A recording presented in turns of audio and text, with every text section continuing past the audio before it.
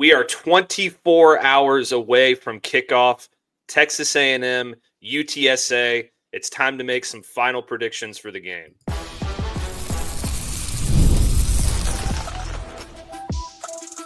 You are Locked On Aggies, your daily podcast on the Texas A&M Aggies, part of the Locked On Podcast Network.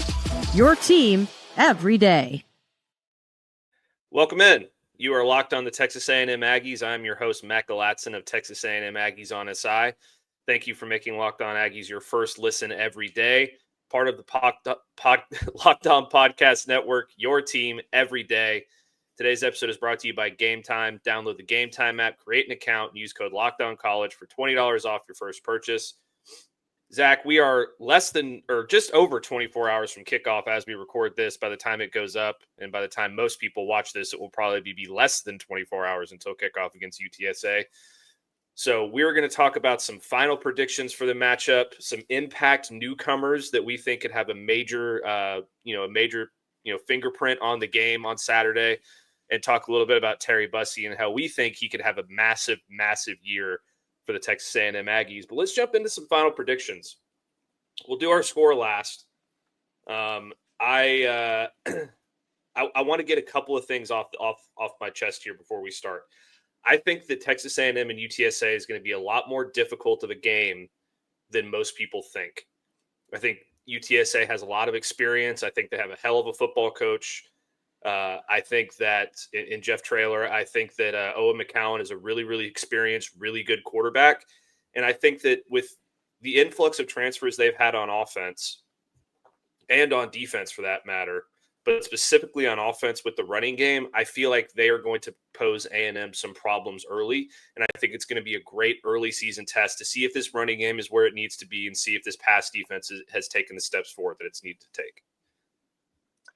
Yeah, no, I'm totally with you on that one. I've said it on this show before. I don't think UTSA should be overlooked at all. I think, Jeff Traylor, can't put anything past him. He's honestly, in my opinion, one of the best coaches in Group of Five.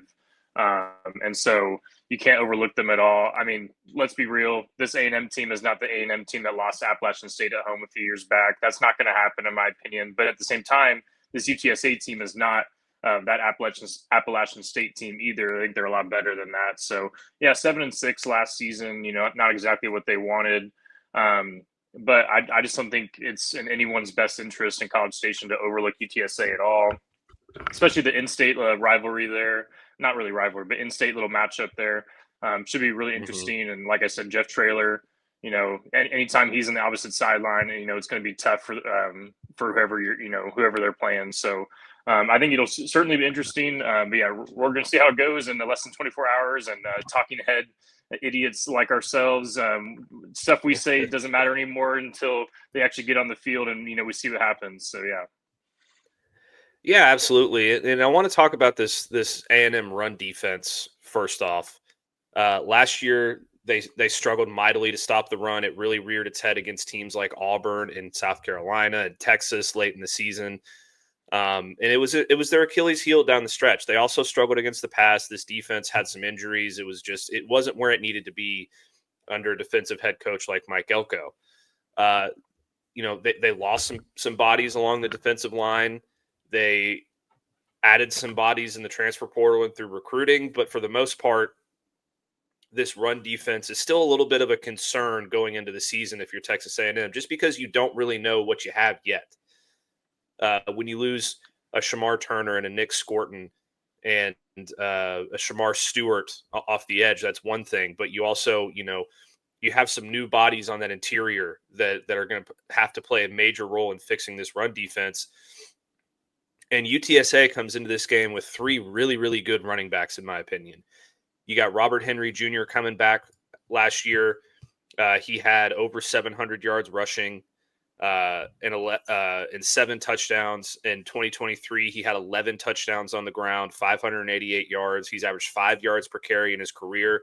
He's a very good player. You get transfer John Emery Jr. from LSU, who, is a big body at 6 foot, 220 pounds. He's going to be a 6th year guy, but he He's averaged 5 yards per carry over his career. He's got 14 touchdowns in his career. He's going to be a real banger there in the middle.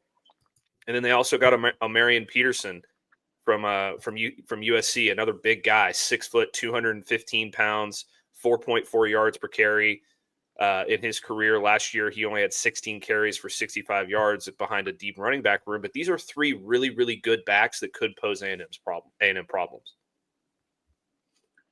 Yeah, no, I'm with you there on Robert Henry Jr. especially. Just the fact that he's got experience already with this program. Yeah, he hasn't played at the Power 4 level necessarily, but the fact that he's in his 3rd year with UTSA, he's comfortable in the system, and that can mean all the difference, in a game like this. Hopefully for A&M's sake, UTSA won't have to run the ball at all. They'll have to, rely on McCown to, put the ball up through the air and, potentially play catch up in the second half. But because if UTSA is running the ball against A&M, it's going to be an early test, and it's going to show that the game's kind of close there in the second half. So, for Mike Elko's sake and for the Aggies' sake, hopefully it doesn't end up that way. But, especially to start off the game, I think, it's going to be, pretty big for UTSA to establish, some sort of dominance on the ground and definitely test A&M's run defense. But yeah, like I said, UTSA, it's going to be hard to overlook them. Utah State, Samford are 2 of those other non-conference games this season that, maybe A&M can definitely put some, blowout sort of mark on it. But I don't know if UTSA is going to be like that necessarily. I think if A&M does blow out UTSA, it'll actually say a lot about where the Aggies could be headed this season because, UTSA is no slouch at all. But we're going to see what happens. There's a lot of talk leading up to games like this. But we're going to learn a lot about both teams here pretty soon. Yeah, so last year UTSA had some struggles. They got beat 49-10 by a really good Texas State team. They lost 56-7 to Texas. They lost to Army, who was a good football team last year. They lost by double digits to East Carolina, and their other losses were to Rice, which is not a good loss, and to Tulsa. But this is a much different football team heading into this season. I think this team is going to be much closer to what they had in 2023, when they had a really good year. They finished the regular season 8-4. Their losses were to Houston and Tennessee and Tulane. That's 2 ranked teams there, and then they also lost to Army, who again was a good football team that year, I think. And they won their bowl game. They won 35-17 over Marshall back in 2022. I think they were a 10-win team. Their only losses were to Texas and Houston in the regular season, and then in the bowl game they lost. So I think they're going to be much more akin to what you saw in 2022 and 2023, and a lot of that is because of the running game. But before we move on to our next segment, Zach, is there anything you're looking for in this game that you think is really going to make the difference for either Texas A&M or UTSA in really setting this game apart? Yeah, I think it's pretty simple for me just because it's a season opener. I just think Marcel Reed should not try to do too much at all. If you try to do too much, try to look for, big shots down the field, run the ball when you don't necessarily have to, that could lead to turnovers, that could lead to interceptions.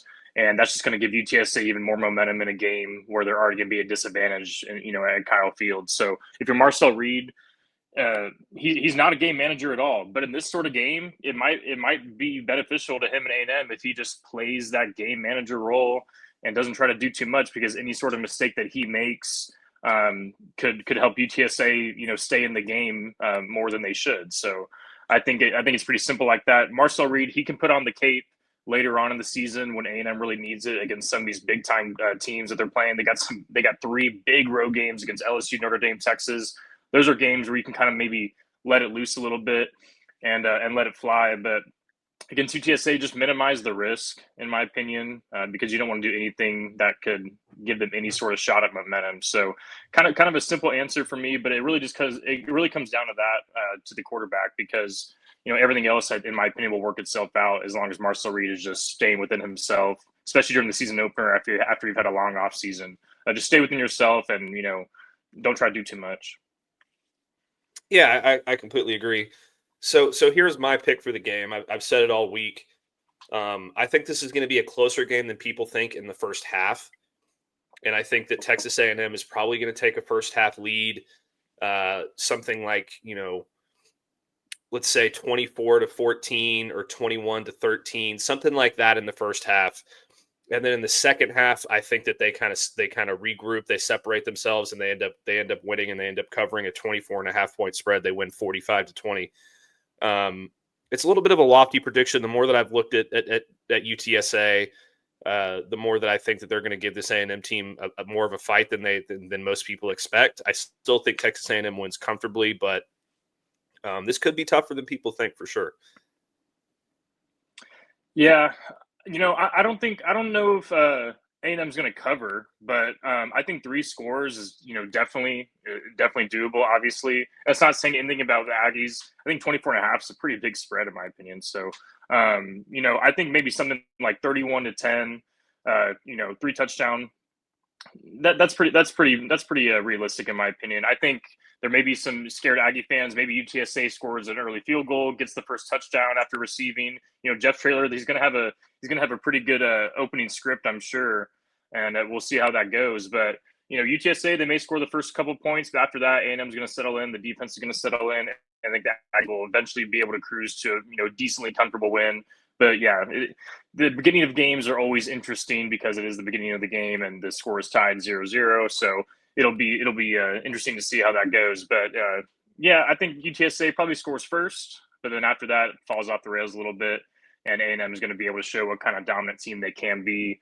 And I think A&M's going to need a pretty dominant early season performance like this to kind of establish their confidence in themselves, because I think everyone else knows how talented this roster is. And I know they know as well, the coaching staff knows how talented this team is, but then being able to prove it to yourself on the field in a real game is going to be pretty big, whether they like to admit it or not. So, yeah, I think 21-point win. Sure, they don't cover, but 24.5 points for that spread, that's pretty big in my opinion. So I think UTSA will be able to cover on their end. But A&M still walks away pretty comfortably there.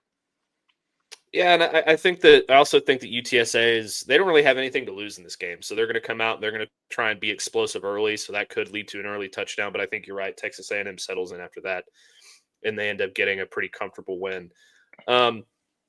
All right, we're going to move on to our next segment here. When we come back, we're going to talk about some guys that we think could have a major impact on this game that Texas A&M fans haven't seen on the field before in an Aggie uniform. So stick with us, and we'll be right back after this break. Today's episode is brought to you by Game Time. College football is back, and I couldn't be more excited. The tailgates, the rivalries, the energy in the stands, there's just nothing like it. But let's be real. Actually getting tickets can feel like more of a battle than the game itself. Endless queues, hidden fees, prices jumping at checkout. That's why I use Game Time, the app that gives the advantage to the fans. It's the easiest way to score last-minute tickets at the best prices with no surprise fees. What you see is what you pay. I pulled up Game Time, and in just a couple taps, I saw amazing deals. I'm talking about your favorite college football games for as low as $25. So take the guesswork out of buying football tickets with Game Time. Download the Game Time app, create an account, and use code LOCKEDONCollege for $20 off your first purchase. Terms apply. Again, that's promo code LOCKEDONCollege for $20 off. Swipe, tap, ticket, go. Download Game Time today. All right, Zach, we are back, and we're going to talk about some new players for Texas A&M that we think are going to have a major impact on this football game. It could be true freshmen. It could be transfers. It could be anything under the sun. I think there's going to be a lot of emotions in this game. There's going to be a lot of expectation for players that,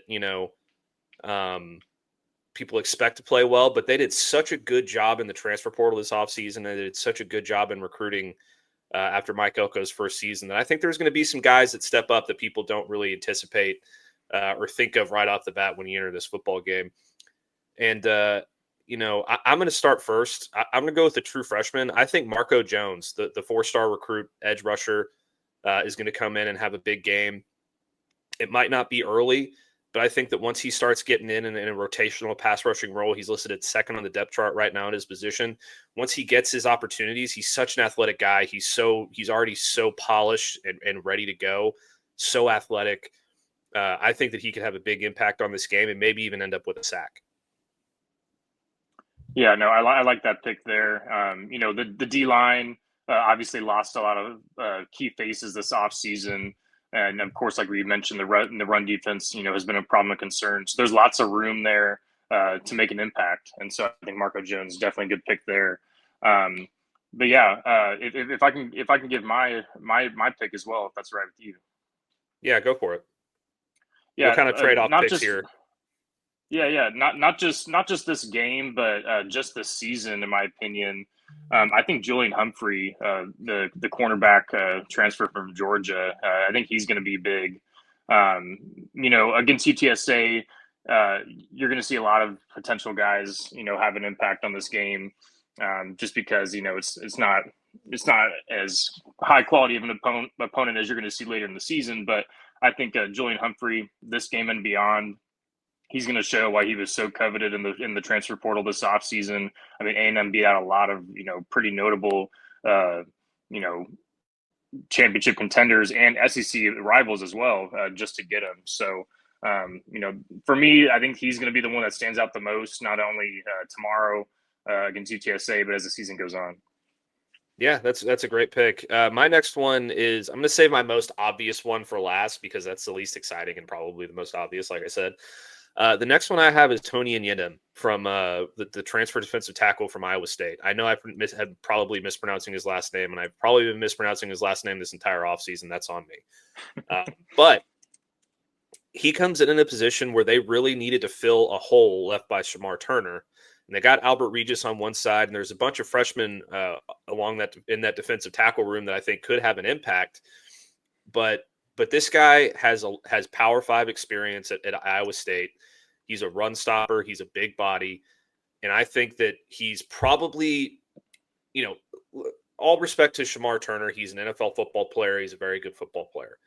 I think that Tony Nyedem can probably be better suited for what this defense needs in terms of stopping the run. And I think if they're going to be improved at stopping the run, it's going to start with him. And I think he's going to be able to do that starting on Saturday against a team with some really, really good running backs like we talked about. Yeah, I'm with you there. I think Tyler Nyedem, Texas guy, but he played at Iowa State for 4 years. So he's got a lot of experience. And Iowa State has had some big time matchups in the Big 12 over the seasons. So he's definitely been through the fire a little bit. You're not necessarily, some of these true freshmen, it's a little bit uncertain how they're going to be, but with a guy that's experienced at a position, that's very tough in my opinion. He's been doing it for a while now. The sack numbers, aren't what you would maybe want when you look at it from a baseline perspective, but he is a D tackle.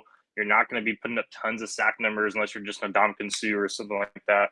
So I think he's going to have a big impact, and it may not show on the stat sheet, right away against UTSA or during the season.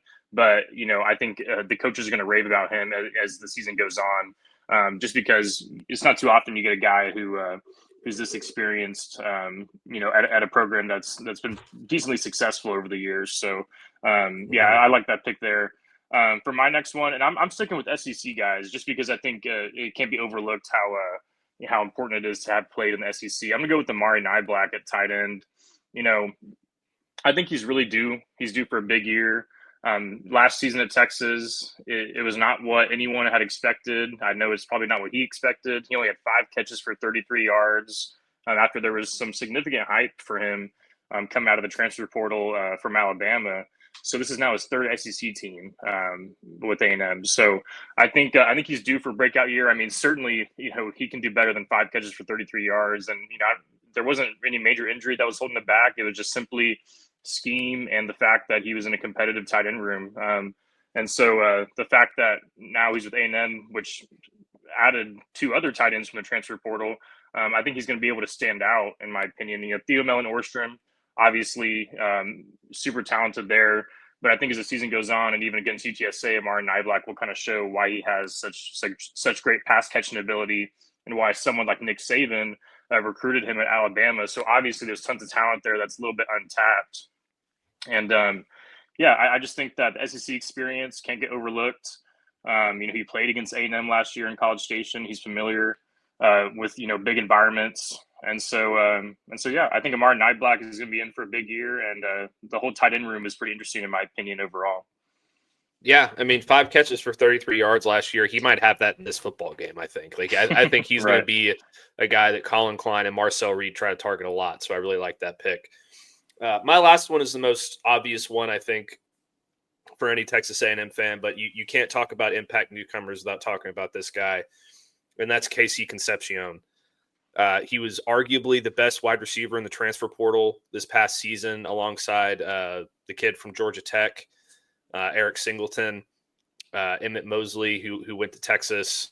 Singleton, I believe, ended up at Auburn. There's a few guys in the transfer portal, but Casey Concepcion was a guy that everybody wanted. When Texas A&M was able to land him, and he's, in my opinion, he's immediately going to step up and be Marcel Reed's number one go-to guy in the wide receiver group. He can do pretty much everything. He can run the football. He can do it on jet sweeps. He can go across the middle. He can go deep. He can do screen passes. He can do pretty much anything you need out of a wide receiver. He's a true number one wide receiver, and that is something that this offense desperately needed after the loss of Noah Thomas in the transfer portal. So I think you're going to hear his name early. I think you're going to hear his name often, and by the end of the season, he'll have a chance to eclipse 1,000 yards. But in this game, I think he leads A&M in receiving and has, something like 6 or 7 catches for 70-plus yards and maybe even a touchdown. Yeah, no, I like that pick, and it is an obvious pick because it's just simply the best pick you can make when it comes to these newcomers, because he's just ultra talented. And for some reason, I don't know, maybe I'm wrong. We covered him quite a bit, but I don't know. I feel like a lot of the country may be overlooking him a little bit for whatever reason. And so, fine, it is what it is. That just means that whenever at the end of the season, when we look back and he potentially has 1,000 yards for the first time in like a million years in College Station, it's going to be like, oh wow, where did this guy come from? Well, we've been talking about him. We've already known who this guy is, and I like the way he's been approaching it leading up to this season. He's got a little bit of swagger to him. He's got some confidence, and that's really what you need, especially at a position like receiver. Receivers are going to be a little bit cocky, going to be a little bit confident in themselves, and that's okay. That's what you need, and so you like to see that from him. But for my last pick, as a result of Casey Concepcion's presence, I actually think Mario Craver, another SEC guy, is going to be a great newcomer for A&M as well. Didn't have an explosive year at Mississippi State last season. I mean, Mississippi State was like the worst team in the SEC essentially, but it's still the SEC. He still was in some big time games. And I think as a result of a lot of the other weapons that Marcel Reed has, Craver is going to, definitely find some sort of impact for himself. And I know he had a little bit of off the field troubles a little bit, but I think, like I said, as a result of Concepcion probably being that number one target, Craver is going to be able to thrive a little bit. Maybe he'll get some one-on-one coverage while Concepcion has a corner and a safety, shadowing him a little bit. And then, of course, you got Terry Bussey, who we're going to talk about in a second, the presence of him as well. Amari Niblack, there's a lot of pass catchers that are going to get some attention. And so I think Mario Craver, SEC experience, he's still young, so he still has a lot to prove. I think he's going to be in for a big year. And he has a lot of untapped potential, 17 catches, 368 yards for 3 touchdowns last season. You definitely expect those numbers to go up headed into the season. I mean, ideally, A&M is going to want to run the ball and drain out the clock in every game this season, but that's obviously not going to happen. So they're going to have to put the ball in the air a lot, and I think he's going to be in for some big time plays here in the next couple weeks. Yeah, I mean this guy's super explosive. He had some big plays in some big games. 3 catches for 62 yards against Florida, 1 big catch for 46 yards against Texas. 2 catches for 75 yards. One of them was 72, damn near scored a touchdown on that one against Georgia. He had 5 catches for 42 yards against Texas A&M. So he played well in big-time games, and I think that he's the burner that this offense needs down the sideline as a deep threat and a guy that can really break the game open. So I think that's a great pick as well. All right, so let's take our second break, and when we come back, we're going to talk about Terry Bussey, because I think that Terry Bussey himself, we talk about the impact newcomers. I think Terry Bussey is a guy that, of the returning players, may have the best chance to have a breakout season. So we'll talk about that here next after our break. Stick with us. Today's episode is brought to you by Upside. Hey, Locked On Aggie fans, are you still paying full price for gas? Stop leaving money behind. Get real cash back every time you fill up with the free Upside app. Simply download the free Upside app in the App Store or Google Play right now and start earning cash at the pump today. Use my limited time promo code FOOTBALL and get an extra 25 cents back per gallon on your first fill up. You can make up to $300 a year just from buying the gas you already needed. At first, I thought it was too good to be true, but it's totally legit. Real people are getting paid just to make their daily commutes. And you can too. Plus, you can cash out anytime to your bank account, PayPal, or an e-gift card for Amazon and other brands. Don't let this offer drive on by. Download the free Upside app now and use my limited time promo code FOOTBALL for a limited time 25% or 25 cent per gallon bonus. The promo code FOOTBALL.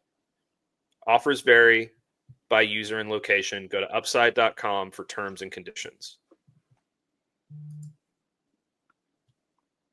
We have an important request. Locked On wants to hear from you. We've put together a survey to learn more about our listeners and make your favorite podcasts even better. This is your chance to tell us what you like, what you don't, and answer questions about our advertising. Go to lockedonpodcast.com/survey to get started. Everyone who completes a survey will be entered for a chance to win one of 10 $100 Amazon gift cards. Again, that's lockedonpodcast.com/survey. You can also find the link in the show notes. Thanks for helping us out. All right, Zachary, I'm excited for football to start tomorrow. I mean, really, for me, it started last night with, Nebraska and Cincinnati. I thought that was kind of a low-key good game there. Dylan Raiola doing his Pat Mahomes cosplay was one thing, but it was a good football game. Friday night, we get Baylor and Auburn, which is going to be great. But Saturday is where the real slate starts. And we get, Texas, Ohio State, the one everybody's talking about, LSU, Clemson, Alabama, Florida State, Miami and Notre Dame on Sunday. You also get another really like under the radar good game in Tennessee, Syracuse. Yep. And we get the Aggies. We get the Aggies in their first game of the season against a really good UTSA football team that I think is going to be really good in their group of five. Their group of five schedule. They're in the American Conference now, and I think they're going to have a chance to compete in that conference. I really do.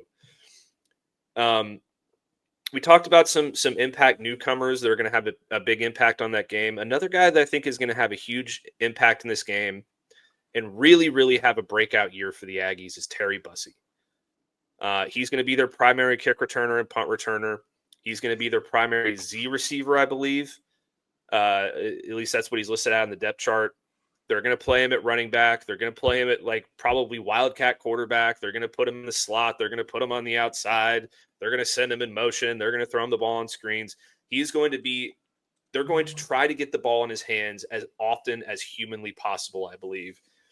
And this is a guy that, coming in as a true freshman last year from a small town school like Timpson, everybody was super excited about him. But I don't know that he was really ready for the big lights necessarily. He played well when he got the opportunity. But going into his sophomore year, he now has a full season under his belt, another full offseason under his belt. And this is the year that I think, we heard about Jeremiah Smith and Ryan Williams and Cam Coleman, and to a lesser extent, Ryan Wingo over at Texas and a couple of these other freshman wide receivers that had really good years. I think that Terry Bussey is maybe not as talented as Jeremiah Smith, because I don't know that there's an NFL wide receiver who's as talented as Jeremiah Smith, but he has an opportunity to be one of these top 10 in the country wide receivers as a sophomore. And I think he's going to just have an absolutely massive, massive season. Yeah, you kind of stole my point there. Yeah, not everyone is Jeremiah Smith, and that is totally okay. Terry Bussey is not, last season, it's not like he was going to become the best, wide receiver in the country as a freshman. That was not realistic at all. But he still showed tons and tons of talent, tons of promise. And, yes, they added, some significant faces out of the portal at wide receiver, but I don't think that necessarily takes anything away from what he can potentially do this season. Like we mentioned with Concepcion, he's going to get a lot of attention. And, Terry Bussey's going to get a lot of attention as well from defenses as well. But I just think that because of the experience that Concepcion has, Bussey could find a way to really have an impact, as soon as tomorrow and, in the next couple weeks as well. But yeah, I think, like you said, his impact, his versatility, on special teams as well. That's gonna pay dividends down the line for sure. I think Concepcion's listed as the punt returner right now. We'll see if that changes. It's Concepcion or Bussey, and then Bussey is listed as the primary kick returner. We'll see how that goes. I know punt returners sometimes are usually, guys that are a little bit more experienced with the ball because, fielding a punt is a lot more pressure than, a basic kickoff return. So we'll see how that goes. I think it actually would benefit A&M to have Bussey at punt returner, keep Concepcion a little bit on the healthier side. But you never know. Those things are, fluid and can change. But yeah, I agree. Sometimes these small town guys that have a big impact, they're able to develop a lot of versatility in high school. And then when they come to college, it's, it's a question of how will that translate. But I think there's no question about Terry Bussey that he's going to be able to show off his versatility even more so this season. We could see a couple of trick plays. You never know. He motions out into the backfield. Marcel Reed throws it behind the line of scrimmage. Terry Bussey fakes up like he's going to run. Oh, throws it over the top. You never know. I just think that could be something that we see sometime this season, and that'll just continue to put him on the map for some of these NFL scouts as he continues to grow over the next couple seasons. So yeah, 17 catches, 216 yards through the air, and then of course on the ground, 16 carries, 102 yards, and 2 touchdowns. So obviously you see the versatility there, and I think there's no doubt that those numbers will increase. A&M's offense was a little bit inconsistent at times last season, but now I think with the way this offense is structured, I think those numbers are for sure going to go up as he also continues to grow. Yeah, absolutely. And there's about 30 positions listed on the depth chart. You get the 22 on offense and defense. You get kick return, punt return. You get the specialist, long snapper, kicker, kickoff specialist, punter, all that stuff. So it's a little less than 30 positions, I think, on the depth chart. A&M has about 25 of those that are listed as oars. Yep. If you take a look at the official depth chart, I think with the punt returning, it's going to be a situational thing. If it's like A&M's going to be backed up deep and they just need to call a fair catch or something like that, I think you may see Concepcion. But otherwise, if it's a returnable punt, something with a little more room where you want to try and do something after you catch the ball, I think it'll be Bussey. So he'll have a lot of opportunities to get some catches in there. But before we get out of here, I just want to read this quote from Marcel Reed because he is particularly excited about Terry Bussey and what he can do this season. He said, "There's so much anticipation built up for Terry. I think this year, coming in as one of the top guys in our receiving room, you're going to expect a lot from him. He's going to be one of those guys who keeps the room together, who pushes everybody to their best. He's one of the best leaders of that group, and he does everything the right way. I'm really excited to have Terry and really excited to get him the ball." And if your quarterback is excited to get you the football and you've earned your opportunity and you're a big leader in that room, I think that you're going to have every chance to get the ball early, get the ball often, and potentially score 1, maybe 2 touchdowns in this game. We'll just kind of have to see how that goes. But that's going to do it for another episode of Locked On Aggies. Thank you for making Locked On Aggies your first listen every day. For your second listen, please check out the Portal Show. Brian Smith has the latest rumors, portal entries, and signings. You can be the most informed fan on the rapid changes to the college football landscape.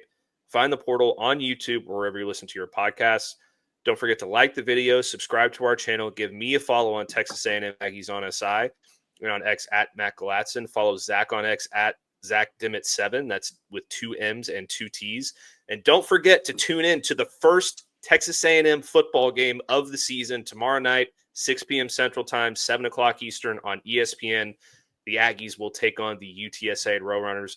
But we will be back Monday breaking down everything from the game, all the key plays, all the big stats, all the highlights, all of our takes, all of that stuff will be coming up on Monday. So tune in with us then, and we will see you next time. Zach, football is back, man. This is so exciting. Let's go. I can't wait.